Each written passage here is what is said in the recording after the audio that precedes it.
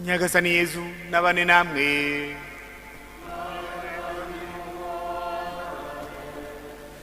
Amagambo yo mu ivanjiri ntagatifu uko yanditswe na Matayo.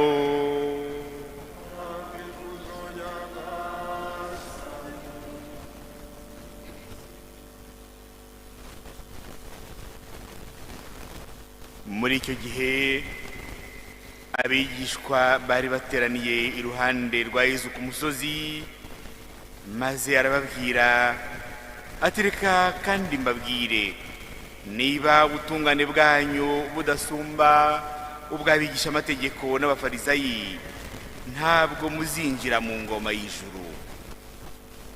Mwumvise ko abakurambere babwiwe ngo ntuzice, kandi nihagira uwica azabibarizwa mu rubanza.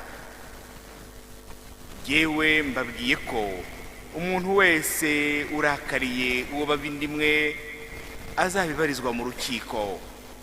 Naho nabwira uwo bavandimwe ati gicucu, azabibarizwa mu nama nkuru. Namubwira ati uri umusazi, azishyurira mu nyenga y'umuriro.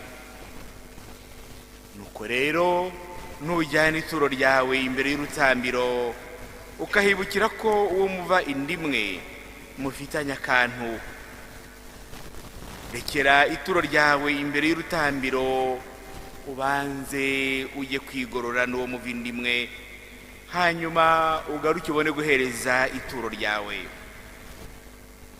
Jya ugira ubwira bwo kwiyunga n'uwo mwangana igihe mukiri kumwe mu nzira, kugira ngo ataguteza umucamanza akagushyikiriza umupolisi, ubwo ukaba uroshywe mu buroko.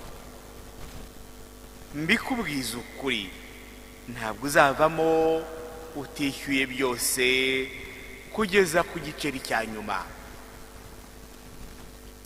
Iyi ni ivanjiri ntagatifu.